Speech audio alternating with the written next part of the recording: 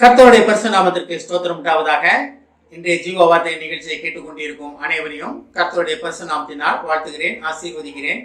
இன்றைய தீன தியானத்திற்கு தேவன் கொடுத்த வேத பகுதி, அது யோவான் எழுதின சுவிசேஷம் 5ஆம் அதிகாரம் 24ஆம் வசனம். யோவான் 5:24. என் வசனத்தை கேட்டு என்னை அனுப்பினவரை விசுவாசிக்கிறவனுக்கு நித்திய ஜீவன் உண்டு. அவன் ஆக்கினை தீர்ப்புக்கு உட்படாமல் மரணத்தை விட்டு நீங்கி ஜீவனுக்கு உட்பட்டிருப்பான் என்று மெய்யாகவே மெய்யாகவே உங்களுக்கு சொல்லுகிறேன். இன்றைய தினம் இதை கேட்டுக்கொண்டிருக்கும் அனைவரும் நித்திய ஜீவன் உண்டு என்று தேவன் வாக்கு கொடுக்கிறார். தேவன் ஒரு வாக்கு கொடுத்தா அது எப்பேற்பட்டதா இருக்கும் என்று நம்ம அனைவருக்குமே தெரியும். நித்திய ஜீவனை பெற்றுக்கொள்வதற்காக இன்றைய தினம் தேவன் உங்களை அழைக்கிறார்.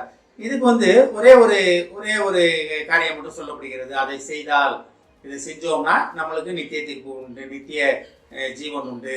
அதாவது ரட்சிப்பு ஒன்று தான் இலவசமாக கிடைக்கிறது நமக்கு. அந்த ரட்சிப்பு மூலமாக தான் அடுத்த ஸ்டெப்புக்கு போகிறோம். நம்ம ஒவ்வொரு ஸ்டெப்புக்கும் ஒவ்வொரு காரியங்கள் உண்டு. இதன் மூலமாக தான் ஒவ்வொன்றா நம்ம நித்திய ஜீவனுக்குள்ள நம்ம என்ன நுழைய முடியும். அப்போ இதில் முதல்ல அது என்ன சொல்றாரு பாருங்க, என் வசனத்தை கேட்கணும். அப்போ தேவ வசனத்தை கேட்க வேண்டும். தேவ வசனம் எங்கே இருக்கு? வேதாகமத்தில் எழுதப்பட்டிருக்கிறது. பைபிள் மூலமாக நம்ம கேட்குறோம், டிவி மூலமாக கேட்குறோம், ஊழியக்காரங்க நடக்கிற மெசேஜ் மீட்டிங்ஸ் மூலமாக போய் கேட்குறோம், ஆலயங்களில் உட்காந்து தேவ வசனங்களை கேட்கிறோம், வேத வசனங்களை கேட்கிறோம். அப்போ முதல்ல என்ன பண்ணணும்? வேத வசனங்களை, தேவ வசனங்களை கேட்க வேண்டும். அப்போ தேவனுடைய வசனத்தை நம்ம கேட்கிறதோடு விட்டு விடக்கூடாது. அதை விசுவாசிக்க வேண்டும். இருதய பலகையில் எழுதி கொள்ளுங்கள் அப்படின்னு தான் நம்ம பழைய ஏற்பாட்டில் பார்க்குறோம். அப்போ அந்த மாதிரி நம்ம அந்த லெவலுக்கு நம்ம போகணும். நம்ம இருதயத்தை விட்டு இந்த வசனங்கள் என்றைக்கும் நீங்கக்கூடாது. கேட்டதோட ரைட்டு, இன்னைக்கு கேட்டோம் நாளைக்கு போயிட்டோம் அப்படின்னு போய்விடக்கூடாது. அந்த வசனங்களை நம்ம தியானிக்க வேண்டும். அந்த வசனங்களை ஏற்றுக்கொண்டு அந்த வசனம் நமக்கு என்ன சொல்லுகிறது, இதை கேட்டுக்கொண்டு ஒவ்வொருவருக்கும் வசனம் ஒவ்வொரு விதமாக பேசும். அப்போ அந்த வசனம் உங்களுக்கு என்ன சொல்லுகிறது, நமக்கு என்ன சொல்லுகிறது, வசனத்தின் மூலமாக நம்ம என்ன தெரிந்து கொள்கிறோம், இந்த வசனத்தின் மூலம் என்ன, இதன் மூலமாக நம்ம எப்படி தேவனை அறிந்து கொள்வது அப்படின்றது நம்ம அந்த வசனத்தை தியானித்து கொண்டு, அந்த வசனத்தை கேட்டு, அந்த வசனத்தின்படி நடந்து, அந்த வசனத்தை கை கொள்ளும் பொழுது நமக்கு நித்திய ஜீவன் உண்டு. அப்ப நித்திய ஜீவனை பெற்றுக்கொள்வதற்காக தேவன் இன்றைய தினம் நம்மளை அழைக்கிறார். அழைத்தவர் ஏதோ சரி வாப்பா உன்னை போறேன் அப்படிலாம் கிடையாது. நம்மளை இறுதி வரை கரம் பிடித்து நடத்த வல்ல தேவன். தேவன் ஏதோ ஒரு பேச்சுக்கு கூப்பிட்டுட்டு சரிப்பா போங்க அப்படின்னு விட்டு போற தேவன் கிடையாது. மரண பரியந்தம் மட்டும் கிடையாது, மறுவாழ்வாகிய நித்திய ஜீவன் அன்றும் நம்மளை கரம் பிடித்து நடத்த வல்லவர். நம்மளோட அழைப்பின் நோக்கமே அதான், படைப்பின் நோக்கமே அதான். நம்ம பரலோகத்தில் தேவனை தரிசிக்க வேண்டும்.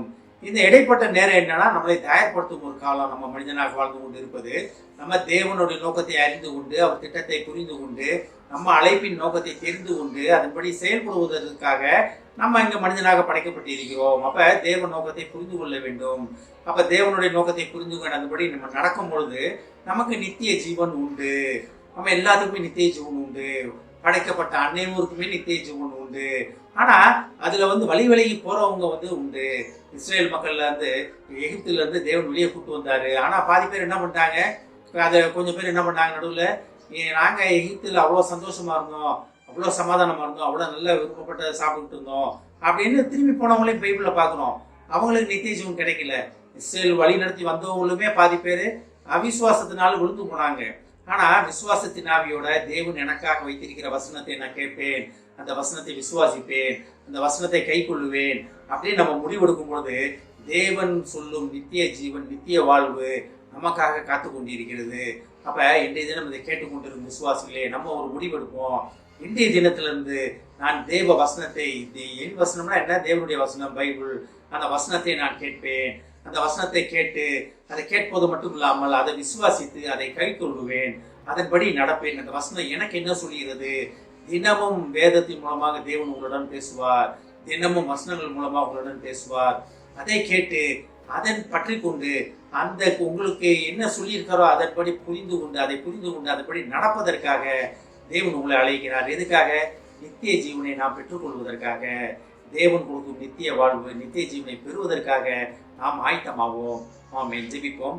எங்களை அதிகமான அன்பின் பரலோக பிதாவே, கர்த்தாவே, நாங்கள் உம்மது வசனத்தை கேட்டு அதைப்படி நடந்து அதை புரிந்து கொண்டு அதன்படி நடந்து அந்த விசுவாசத்திலே நாங்கள் பெருகி வளர்ந்து நித்திய ஜீவனை பெற்றுக்கொள்ள எங்களுக்கு உதவுவதற்காக நன்றி ஆண்டவர், நன்றி ஆண்டவரே. நித்திய ஜீவன் 9 வசனத்தை கேட்டு அதை விசுவாசிக்கும் பொழுது எங்களுக்கு நித்திய ஜீவன் உண்டு என்பதை நாங்கள் புரிந்து கொண்டோம் ஆண்டவரே, அறிந்து கொண்டோம் ஆண்டவரே. இதை கேட்டுக்கொண்டிருக்கும் ஒவ்வொருவரையும் ஆசீர்வதிக்கிறோம் அப்பா. ஒவ்வொரு குடும்பத்தையும் ஆசீர்வதிக்கிறோம் ஆண்டவரே. குடும்பத்தில் உள்ள கஷ்டங்கள் நஷ்டங்கள் அனைத்தையும் 9 பாதப்படையிலே சமர்ப்பிக்கிறோம் அப்பா. அவள் குடும்பத்தில் உள்ள பிரச்சனைகள் அனைத்தும் நிர்மூலமாகி தரப்பனே நிறைவின் ஆவியால் அவள் குடும்பம் நிரம்பி ஒளியும் பாத்திரமாக அந்த குடும்பங்களை நீ மாற்றுவேன் என்பதற்காக நன்றி ஆண்டவர், நன்றி ஆண்டவரே. நேஸ்தாவனே அந்த குடும்பத்தில் உள்ள பற்றாக்குறைகளை நான் நிறைவாக்குவேன் என்று நீ சொல்வதற்காக நன்றி ஆண்டவரே. ஆசீர்வதிக்கிறோம் அப்பா. இயேசுவின் மூலமாய் கேட்கிறேன் நல்ல பிதாவே, ஆமென். கர்த்தர் உங்களை ஆசீர்வதிப்பாராக.